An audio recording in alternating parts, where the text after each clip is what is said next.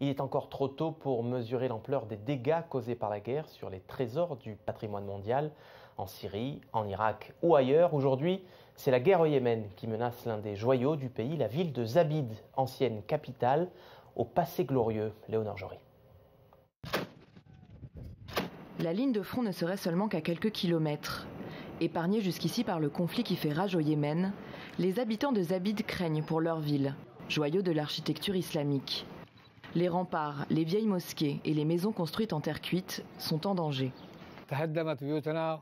Nos maisons ont été fissurées et détruites car elles sont construites avec de la boue locale. Si aujourd'hui il y a des frappes aériennes ou des bombardements, le plafond va se fissurer encore plus. Nous ne pourrons plus vivre dans notre maison. Inscrite à l'UNESCO depuis 1993 et au patrimoine mondial en péril depuis 2000, la ville aurait une valeur archéologique et historique exceptionnelle. Capitale du Yémen du XIIIe au XVe siècle, Zabid est un véritable centre spirituel pour l'islam. Pendant des siècles, elle est renommée dans le monde arabe et musulman.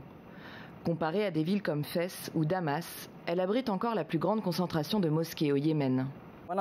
Nous sommes inquiets que le patrimoine soit ciblé. La protection de Zabid est la responsabilité du monde entier. C'est une propriété universelle, pas seulement du Yémen. Nous espérons que la ville ne sera pas ciblée.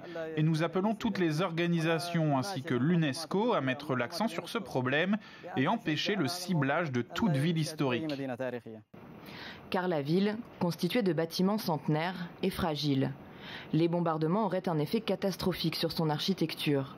De simples vibrations de missiles pourraient même être fatales. Zabid est situé à 75 km de la ville côtière de Hodeïda, sur la mer Rouge. Un port stratégique militairement, mais c'est aussi le principal point d'arrivée de l'aide humanitaire au Yémen. Sur 28 millions d'habitants, plus de 70% ont besoin d'assistance humanitaire. Pour la moitié d'entre eux, cette aide est devenue une question de survie. Le Comité international de la Croix-Rouge s'alarme du rapprochement des combats. Le CICR vient rappeler à tous les partis impliqués dans la guerre leurs engagements vers les endroits où se trouvent les civils et les lieux historiques, car cela cause des dommages considérables et cela viole le droit international humanitaire.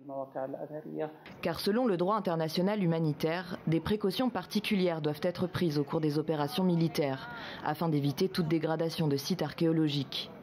En attendant que l'appel soit entendu par le monde, et avec leurs propres moyens, les habitants de Zabid essayent de masquer les nombreuses fissures de la guerre qui effritent leurs maisons, et craignent également pour leur vie.